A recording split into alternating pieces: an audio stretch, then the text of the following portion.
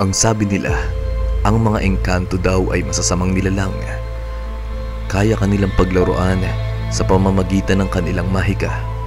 Ang mga engkanto daw ay ang mga nilalang na hindi nakikita ng mga tao, ngunit nakikita nila tayo. Ang madalas nating makita o marinig sa mga matatanda ay tungkol sa mga duwende. May dalawang klase ng duwende. Ito ay ang itim at ang duwendeng puti. Ang itim na duwende, sila yung mga duwende na kayang manakit ng tao. Sila yung mga duwende na gumagamit ng itim na mahika para paglaruan ng mga bagay-bagay. Ang mga itim na duwende ay mabagsik, walang kinatatakutan, at higit sa lahat, nakakatakot ang kanilang anyo o aura. Ang mga puting duwende naman ay kabaliktaran ng itim na duwende. Sila yung mga duwende na friendly, mabait sa mga tao, at hindi nila tayo kayang saktan. Depende na lang yun kapag may ginawa kayong kasalanan sa kanila. Sabi daw nila, ang mga puting duwende daw ay mga isip bata. Kaya naman madalas sila magpakita sa mga bata para makipaglaro. Sila yung mga duwende na kayang tumulong sa mga taong nangangailangan ng tulong nila. Pero ang mga puting duwende ay masyadong mailap. Once na naging kaibigan mo siya, una niyang ibibigay sa iyo ay ang tiwala. Kapag ang tiwala na to ay nasira mo, kahit kailan ay hindi mo na ito maibabalik pa. Kaya naman mas ginugusto na lang nilang lumayo sa iyo kaysa naman masaktan pa sila sa mga kamay mo. Ang mga pangalan na mababanggit dito ay hindi nila tunay na pangalan. Ating kilalanin si Ma'am Grace, ang aking Filipino teacher, at the same time ay ang aking class advisor noong ako ay grade 7 pa lamang. Lagi niyang kinikwento sa amin ang tungkol sa kaibigan nitong duwende na si Dende. Si Dende ay puting duwende na tinulungan ni Ma'am Grace mula sa pagkakadagan nito sa puno. Habang naglalabas si Ma'am, nakarinig siya ng ingay mula sa naputol na puno ng bayabas. Nang mga panahon daw na yun, hindi pa ganap na guro si Ma'am Grace dahil 4th year high school pa lamang siya noon. Ang akala ni Ma'am, ang ingay na kanyang narinig kanina ay guni-guni lang nila. Kaya naman, hindi na nila ito pinansin at nagpatuloy lang sila sa paglalaban ng damit ng kanilang kakilala. Kailangan maglaban ni Ma'am para may pambayad at pambili sila ng kanilang project sa school. Mahirap lang kasi ang buhay nila. Tricycle driver ang tatay nila at housewife naman ang kanilang ina. 5 sila magkakapatid at panganay si Ma'am Grace. Kailangan nilang kumayod para may gastusin sila sa kanilang pagpasok. Maghapon nang naglalabas si Ma'am Grace ng mga damit ng kapitbahay nila. Kahit na mga assignments at project ng mga classmate niya ay kanilang kinuha sa halagang 20 pesos. Todo kayod naman ang tatay ni Ma'am Grace para maitaguyod at makapagtapos ang mga anak nito. Pagod na pagod si Ma'am Grace sa kanyang paglalaba, ngunit hindi pa rin sila tumitigil sa paglalaba dahil wala silang kakainin kapag hindi siya naglaba at hindi siya nakakita ng pera. Kulang kasi ang kinikita ng kanilang ama mula sa pagta-tricycle driver nito. Gusto man magtrabaho ng kanilang ina, ngunit hindi ito pwede dahil walang mag-aasikaso sa kambal nilang kapatid. Habang naglalabas si Ma'am Grace, ini-imagine nila na nakatira sila sa isang magandang bahay na may 18 kwarto. Ini-imagine din nila na may sasakyan silang magara na siyang naghahatid sundo sa kanilang school. Ini-imagine nila na meron silang 3 refrigerator na ang puro laman ay makakain. Ini-imagine nila na nasa isang bansa sila kasama ang kanilang pamilya habang naka-check-in sa isang mamahaling hotel. Ngunit lahat ng kanilang imahinasyon ay nabasag nang may sumitsit sa kanila. Nagpalingalinga sa paligid si Mama, ngunit wala namang tao ang nandoon. Nagpatuloy ulit sa paglalabas si Mama at inulit ang pag-i-imagine na kunwari ay nasa mamahaling restaurant sila. Kumakain ng mamahaling pagkain habang may nagbabantay na gwardiya sa likod nila. Tulad nga kanina, ang magandang imahinasyon ni Mama ay muling nasira nang makarinig ulit sila ng isang sitsit ng isang tao. "Sino yan? May tao ba riyan?" Sigaw na tanong ni Ma'am habang palingalinga sa paligid. Lumabas ka na riyan at huwag mo kaming bibiruin ng ganyan. Dahil wala ako sa mood. Panira ka ng moment. Sabi ni Ma'am sabay tingin sa likod nito. Iniisip ni Ma'am na baka pinagloloko lang siya kaya naman hindi niya na ito pinansin at nagpatuloy ito sa paglalaban ng damit at the same time sa kanilang pag-i-imagine. Muling may sumitsid kay Ma'am pero hindi na nila ito pinansin. Nagpatuloy lang sila sa paglalaba habang nag-i-imagine ng kung ano-ano. Tulong!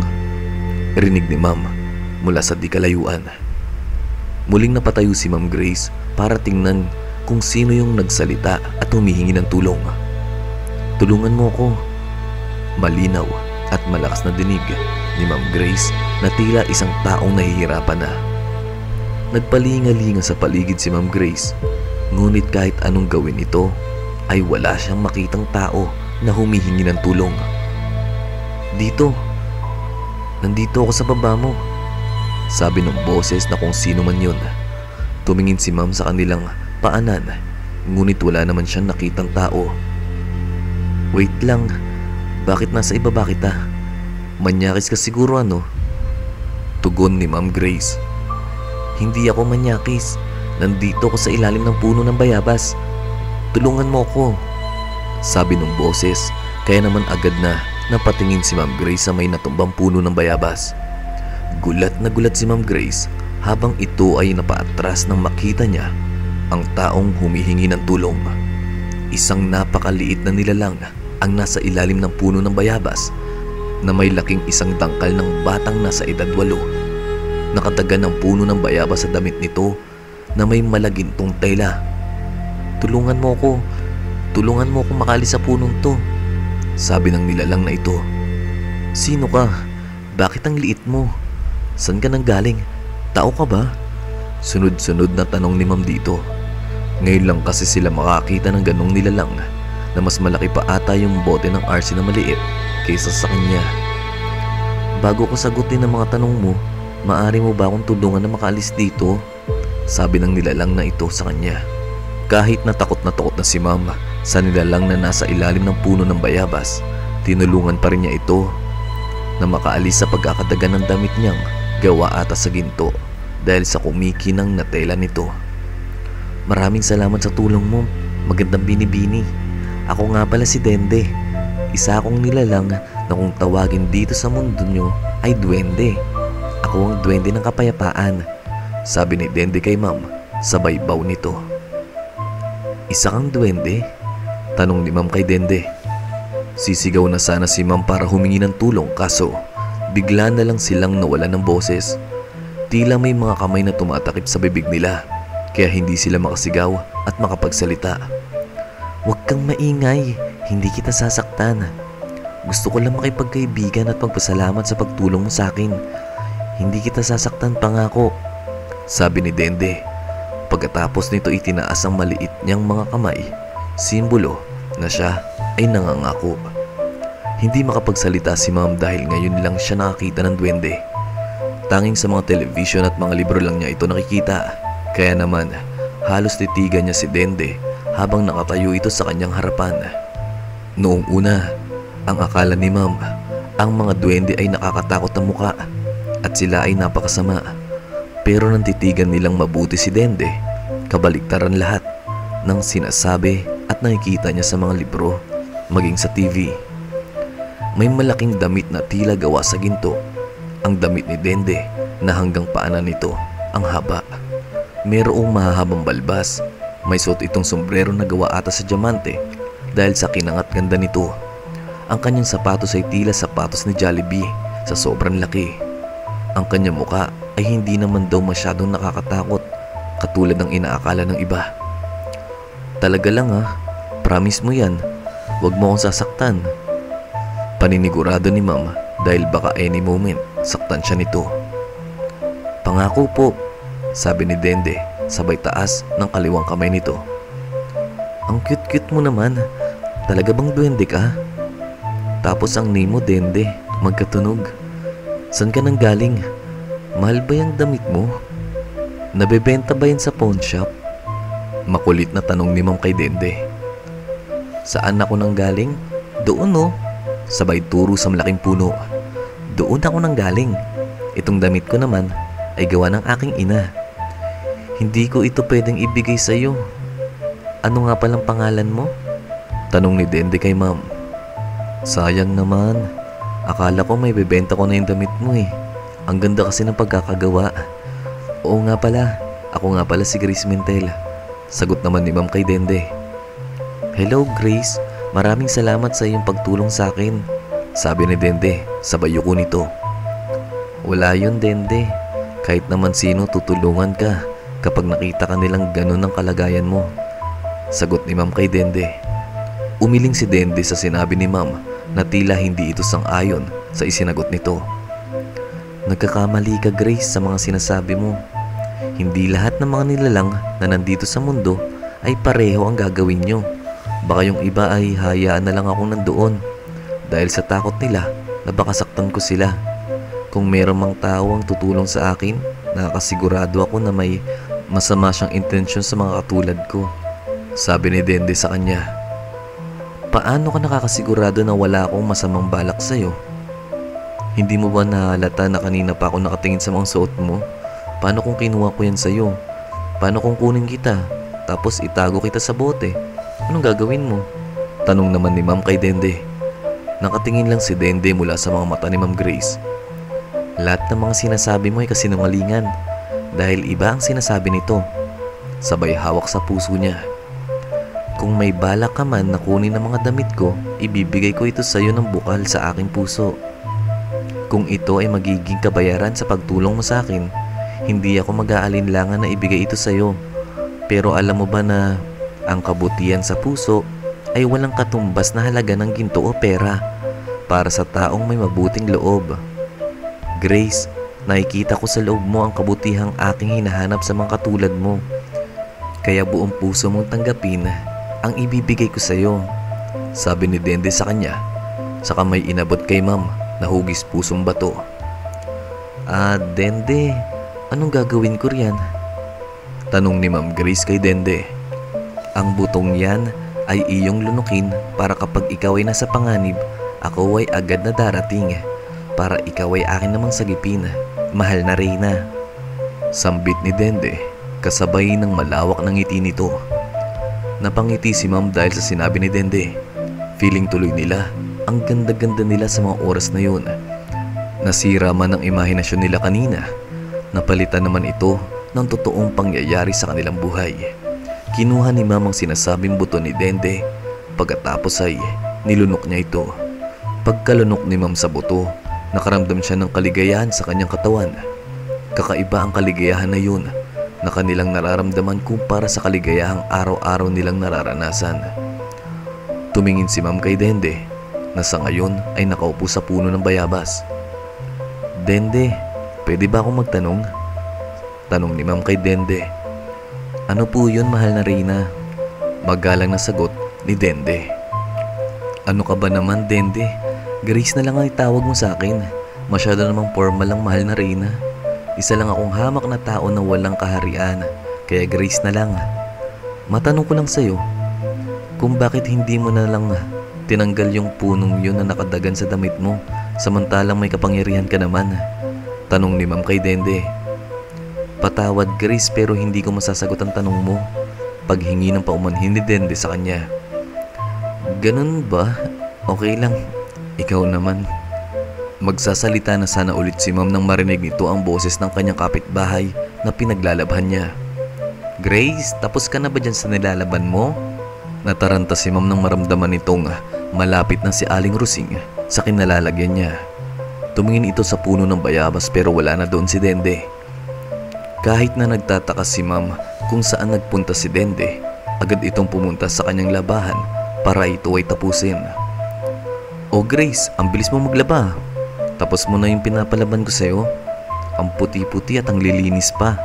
Sabi ni Aling Rusing habang inaamoy nito ang mga damit ng nilabahan kuno ni ma'am. Gulat na gulat at nakatitig si ma'am sa mga damit na nakasampay na ngayon. Hindi siya makapaniwala na ang mga damit na kaninang sobrang dumi ngayon ay nalaban na at nakasampay pa. Tumingin si ma'am sa kanyang likod at saktong nandoon si Dende. Salamat, Dende. Nakangiting sambit ni Ma'am kay Dende. Walang anuman, Grace. Rinig na sabi ni Dende na siyang naririnig ni Ma'am Grace sa kanyang isipan. Umuwi na si Ma'am sa kanilang bahay. Bakas ang saya sa kanyang muka. Kumita kasi sila ng 769 pesos sa kanilang paglalaba. Kaya naman ganun na lamang ang saya nang umuwi sila sa kanilang tahanan. Nay, Tay, may dala na po akong pagkain na kakainin natin ngayong gabi. Masayang sigaw ni Ma'am Grace pagpasok pa lang niya sa kanilang bahay. Ngunit nung makita nito ang kanyang mga kapatid na nakaupo sa mesa habang sila ay umiiyak, ang sayang kanilang nararamdaman ay napalitan ng pag-aalala at kalungkutan. Lumapit si Ma'am sa kanyang mga kapatid para tanungin kung bakit sila umiiyak. Ate, si Nanay dinala sa ospital. Inatake na naman siya sa puso, sabi ng pangalawa nitong kapatid habang umiiyak. Ano? Saang hospital dinala si Nanay? Nag-aalalang tanong ni Ma'am sa kapatid nito. Hindi ko alam, ate. Hindi ko alam kung saang hospital dinala si Nanay, sagot ng kanyang kapatid. Inabot ni Ma'am ang dala nitong pagkain. Pagkatapos ay tumakbo palabas ng kanilang bahay para puntahan ng kanyang ina sa ospital. Natatarantang sumakay ng tricycle si Ma'am habang nakatulala. Miss, saan po kayo? Tanong ng driver kay Ma'am. Hindi sumagot si Ma'am sa tanong ng driver. Miss, saan po kayo? Tanong ulit ng driver kay Ma'am. Sa ospital po, Manong. Sagot ni Ma'am na siyang ikinabigla niya. Nagtataka si Ma'am kung paano niya nalaman kung saang ospital dinala ang kanilang ina. Basta bigla na lang itong lumabas sa kanilang bibig nang tanungin siya ng driver. Habang nasa loob siya ng tricycle, pinagdadasal nito na sana ay walang mangyari masama sa kanyang ina. Hindi mapakali si Ma'am habang nasa loob ng tricycle. Tila maiiyak siya sa nangyayari sa kanilang pamilya. Kakatapos pa lang kasi ma-hospital ng kanilang bunsong kapatid dahil sa pagkakaroon nito ng dengue. Tapos sumunod naman ang kanyang ina. Hindi na alam ni Ma'am kung saan sila kukuha ng pera pambayad sa kanilang hospital bills. Diyos ko, bakit naman sunod-sunod itong problemang binibigay niyo sa amin? Hindi ko na po alam. Hindi ko na po alam kung kakayanin ko pa itong pagsubok na binibigay niyo sa amin. Umiiyak na sambit ni Ma'am habang nakapikit ito. Huwag ka mag-alala, tutulungan kita. Isang boses ang kanyang narinig mula sa kanyang tenga. Dende, sambit ni Ma'am habang palinga-linga sa paghahanap kay Dende. Miss, andito na po tayo sa ospital ng sinasabi mo, sabi ng tricycle driver sa kanya. Tumingin si Ma'am sa labas para tingnan ang nasabing ospital. Lumabas si Ma'am sa tricycle, dumukot ng pera upang ipambayad sa tricycle. Manong, magkano po ang bayad? Tanong ni Ma'am sa tricycle driver habang kumukuha ito ng pera mula sa kanyang bulsa. Namumutlang napatingin si Ma'am sa kanyang bulsa nang wala siyang makapang pera. Ibinalay baliktad niya na yung kanyang bulsa, ngunit kahit piso ay wala siyang makita. Nagtataka naman si Ma'am kung paano nawala ang perang kanina ay nakuha niya sa paglalaban ng damit. 40 pesos lang para sa'yo, miss, sabi ng tricycle driver. Po, 40 pesos? Sabi ni Ma'am habang namumutawi ang mga luha sa kanyang mga mata. Oo, miss. Bakit? Tanong ni Manong driver kay Ma'am. Wala po, sabi ni Ma'am sabay yuko nito. Hindi na alam ni Ma'am Grace anong gagawin. Hindi niya alam kung paano sasabihin sa tricycle driver na wala siyang pambayad sa kanya. Litong-lito na si Ma'am Grace at the same time malapit na siyang mawalan ng lakas. Dende, tulungan mo ko, bulong ni Ma'am kasabay ng pagluwa sa kanyang mga mata. Manong, ako na po magbabayad para sa kanya, sabi ng hindi kilalang lalaki sabay abot ng 100 pesos. Napaangat ng tingin si Ma'am dahil sa kanyang narinig. Pagkatingin niya sa lalaki nagbayad ng kanyang pamasahe, biglang nagdilim ang paningin ni Ma'am nang makita niya ang lalaki nagbayad sa kanyang pamasahe. Gusto mang bawiin ni Ma'am ang perang binayad ng lalaki, pero huli na ang lahat dahil umalis na si Manong driver. Bakit mo binayaran? May sinabi ba akong bayaran mo? May sinabi ba akong tulungan mo ko? Pagtataray ni Ma'am sa lalaki sabay punas ng luha nito. Naiinis si ma'am dahil sa lahat ng taong makikita niya at tutulong sa kanya ngayon ay ang taong kinamumurian at kinasusuklaman niya. Bakit sa dami-dami ng taong tutulong sa kanya ay ang taong matagal na niyang kinalimutan, pinatay at ibinaon sa kanyang isipan? Bakit sa dinami-rami ng taong makakakita ng kanyang kahinaan ay ang taong nanakit at nang iwan pa sa kanya? Bakit siya pa? Bakit ang ex-boyfriend pa niya? Kahit na ganun ay agarang nagpasalamat si ma'am at dali-daling pumunta sa may emergency room. Nagtanong-tanong ang nurse kung nasaan ba nailagay ang kanyang ina na may pangalan na Magdalena Mentel. Ma'am, Magdalena Mentel po ba? Tanong ng nurse kay ma'am. Tumango naman si ma'am, biglang sagot ng nurse. Sa room 304 po. Sabi ng nurse pagkatapos ito ay tumakbo ng mabilis habang hindi niya na hinintay pa ang kasunod na sasabihin ng nurse. Mabilis na hinanap ni ma'am ang room 304 at sa pagbukas ng pinto, nakita niya ang kanyang ama na nakaupo sa kaliwang gilid ng kama habang hawak nito ang kamay ng kanyang asawa. Napaluwa si ma'am na makita niya ang sitwasyon ng ina. Sobrang payat na kasi nito tapos nawa-ospital pa sila. Lumapit si ma'am sa kanyang ama pagkatapos niya itong yakapin mula sa likod. Tay, kamusta si nanay? Tanong ni ma'am sa kanyang ama habang pinipigilan nito ang hindi umiyak ng husto. Mabuti na ang lagay niya, anak. Sabi ng doktor, napagod lang ng husto ang iyong ina. Baka na-stress rin sa mga gawaing bahay, kaya siguro inatake ulit. Masyado kasing marami. Hinigpitan ni Ma'am Grace ang yakap nito sa kanyang ama nang maramdaman niyang paiyak na ito. Panginoon, ano bang kasalanan ang ginawa ko sa inyo para gawin niyo ito sa pamilya ko? Mabait naman akong tao pero bakit ganito? Bakit sunod-sunod ang problemang ibinibigay niyo? Alam kong pagsubok lang to pero Panginoon, pagod na ako. Pagod na. Sambit ng kanyang ama habang humahagulgul ito ng iyak. Tay, tama na. Kaya natin to. Nandito pa naman ako, tutulungan kita. Sabi ni ma'am. Pagkatapos nun ay nag-iyakan na ang mag-ama dahil sa problema kinahaharap nila ngayon.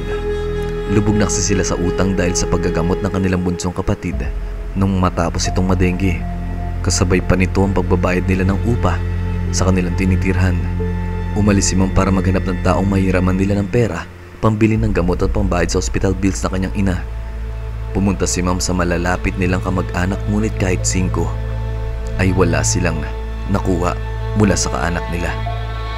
Iyak ng iyak si mama dahil ang mga taong tinulungan ng kanilang ina ng mga panahong meron pa naman sila ay hindi man lang sila nabigyan ng konting pera para tulungan man lang ang kanilang ina. Pumunta si ma'am sa kanyang mga kaibigan at sa awa ng Panginoon ay may konti siyang halagang nakuha mula sa mga kaibigan niya. Agad na pumunta si ma'am sa ospital para iabot ang nabili nitong gamot ng kanyang ina. Pagkatapos niyang pumunta ng ospital ay agad siyang umuwi sa kanilang tahanan para kumuha ng mga damit na kanilang gagamitin. Hindi ba kasing pwedeng lumabas ang kanilang ina dahil sa mahina pa ang katawan nito, dagdag pa ang walang pambayad sa ospital. Habang pauwi ng bahay si mama, hindi niya alam na may panganib palang nag-aabang mula sa malayo. Dumaan si ma'am mula sa eskinita dahil mas malapit ang kanilang lalakarin kung doon sila dadaan. Hinang-hina si ma'am habang siya ay naglalakad sa eskinita dahil sa hindi na sila kumain ng tanghalian, pati hapunan. Pagdating ni ma'am sa madilim na parte ng eskinita, ay nasaksihan niya ang mga lalaking hubot-hubad na mayroong ginagahas ang babae. Nakahiga ito at humihingi ng tulong. Napaatras si Ma'am Grace sa kanyang nakita, ngunit sa kanyang pag-atras ay meron ng humila sa kanyang braso. "Saan ka pupunta, miss?" sabi ng lalaking humila sa kanya. Napatingin ng mga lalaking hubot-hubad na animoy mga demonyo na nalilisik ang mga mata at takam na takam sa laman. "Boss, yan na pala hinihintay mo magdadala sa'yo sa langit eh," sabi ng isang lalaking hubot-hubad na nakapatong doon sa babae. Napapikit na lang si ma'am dahil sa kanyang nakita sa paligid. Nagulat si ma'am nang bigla na lang siyang hilahin ng lalaki patungo sa mga lalaking hubot-hubad. Nagpupumiglas si ma'am sa lalaki, ngunit kahit anong gawin niya ay hindi siya makatakas dito. Sumigaw ng sumigaw si ma'am, pero parang wala pa rin nakakarinig sa kanya. Bitawan mo ko. Tulong! Please tulungan niyo ako. Huwag mo nang subuang humingi pa ng tulong, miss, dahil kahit anong gawin mo ay walang makakarinig sa'yo. Kaya kung ako sa'yo, iipunin ko na lang ang nalalabig na lakas para sa gagawin natin. Sigurado ako magugustuhan mo rin ang gagawin ko sa'yo, sabi ng lalaki habang kinakalas nito ang suot niyang pantalon dahil sa takot na kung ano man ang gagawin ng lalaki sa kanya. Pinilit pa rin ni ma'am na pumiglas at sinipa ang maselang bahaging parte ng lalaki. Nagpagulong-gulong at nagsisigaw ang lalaki habang hawak nito ang parting iyon. Hindi pa nakakahakbang si ma'am nang bigla ulit siyang hinila ng lalaki. Napasigaw si ma'am sa paghila ng lalaki sa kanya. Sinuntok ng lalaki si ma'am, ngunit ganon na lamang ang kanyang pagtataka nang walang maramdamang sakit si ma'am sa pagsuntok ng lalaki. Pumikit ka, bilis, sabi ng boses mula sa utak nito, at alam nito na boses iyon ni Dende. Dali-daling pumikit si Ma'am Grace dahil sa takot nito. Muli siyang dumilat nang maramdaman niyang tumahimik ang paligid. Ang kaninang eskinitang punong-puno ng kalaswaan ay napalitan ng katahimikan. Nakita niya ang mga ito na nakahiga sa semento habang walang mga damit na tila natutulog. Bilisan mo, Grace, umalis ka na habang tulog pa sila, sabi ni Dende sa kanyang kaisipan. Agad naman tumakbo si Ma'am mula sa mga lalaking may masamang balak sa kanya. Pagdating niya sa lugar na medyo matao, tumigil na si Ma'am sa pagtakbo.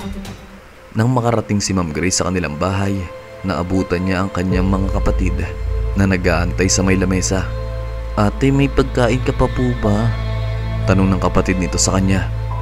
Grace, pumunta ka sa likod ng bahay niyo, sabi ni Dende mula sa kanyang isipan. Pagdating niya sa may likod ng bahay ay hinanap niya si Dende. Grace, andito ako sa likod mo, sabi ni Dende, kaya napatingin si Ma'am sa kanyang likod. Mula sa gilid, nakita ni Ma'am si Dende na nakaupo sa maliit na kahoy. Dende, sabi ni Ma'am sabay lapit kay Dende habang umiiyak. Shh! Huwag ka na umiyak, Grace. Nandito ako sa harapan mo para tulungan ka. Dende, tulungan mo ako makahanap ng trabaho at pera. Wala na kaming makain. Gutom na mga kapatid ko. Pakiusap, Dende, tulungan mo ko, pagsusumamo ni Ma'am kay Dende habang nakaload dito sa kanya. Huwag ka nang umiyak, Grace. Tutulungan kita bilang ganti sa pagtulong mo sa akin. Mahal na Reyna, iyong tanggapin ang aking ibibigay ng buong puso. Ibibigay ko ito sa iyo bilang pasasalamat sa kabutihang taglay mo. Kaya iyong tanggapin ang aking regalo, sabi ni Dende sa kanya. Itinaas ni Dende ang kanyang kamay. Pagkatapos ay may lumabas na liwanag sa kanyang kamay na agad namang nawala. Mahal na Reyna, tumingin ka sa likuran mo. Ang gintong yan ay para sa iyo. Sana gamitin mo ito na maayos na walang paggagasta. Kunin mo ang ginto. Para sa iyo yan at para sa iyong pamilya. Paalam po, mahal na Reyna. Dende, bakit ka nagpapaalam? Aalis ka na?